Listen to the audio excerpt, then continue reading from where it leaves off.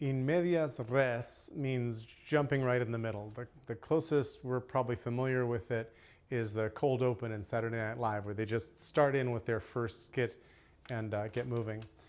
But I'm trying to say that I'm jumping right into the middle of a whole thicket of things that I'd love to talk about and post about. But I was having trouble figuring out where to start.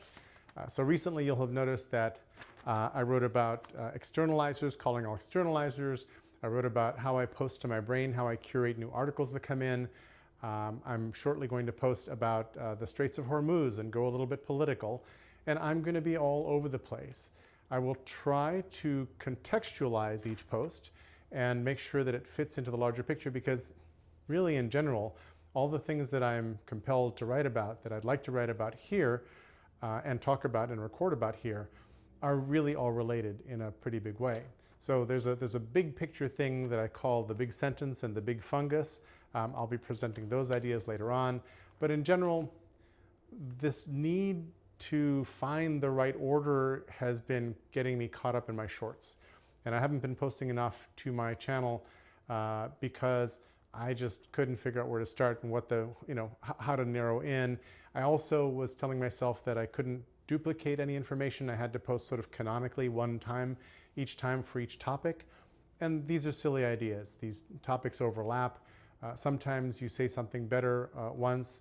Sometimes there are things that I wrote about or posted about in 2015 that I'm going to recreate and reuse. Sometimes I'll just post to old media and repeat them.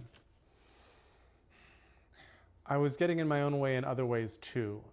One of them is that I would like to get more speeches. I would like to get more consulting. I would like to be hireable.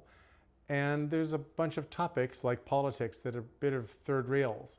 And I wasn't quite sure what to do about it. I was really loath to leap in and start doing a bunch of things until I realized, I need to show how these things are all related. I think when I take a political stance, it's pretty fair. And so I'm not going to worry about that too much. And I've created a method where I cross-post. So functionally, my process has a little bit of overhead that it doesn't need to have, because I'll post something to Substack and then to LinkedIn and sometimes to Medium. And that's a bunch of sort of work and coordination that I don't need to do. But I'm also posting on YouTube if there's a video like this one. So I'm going to probably loosen up and just not worry about it and be a little haphazard with those things. What I'm really interested in is getting these ideas out and then following your comments. So as you come in and say, hey, have you heard of this? Or I disagree with you over here. I'm really interested in that. And I want to use that as a steering mechanism. So as I post, as I go in and talk about all these things, please feel free to jump in. Now, I'm not an ontologist. I'm not a taxonomist. I'm not a logician or a rhetorician. I'm none of those things. I'm an amateur.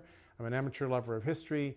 I have amateur ideas about how the world works, but they're pretty congruent and consistent, and they fit really well together. They have a lot to do with issues like trust that we really care about these days. So I'm going to try to start in the middle, in medias res, and then really broaden out in different directions. Coming up soon, there'll be a series of posts around sense-making, collaborative sense-making, things like the noosphere and hive mind, but also what are the obstacles to our sense-making. So I'm going to go there as well. I'm really interested in being on this journey with you, and I'm excited about where we'll go talking about these things. So let's consider this a quest for shared discovery, and see you on the inner tubes.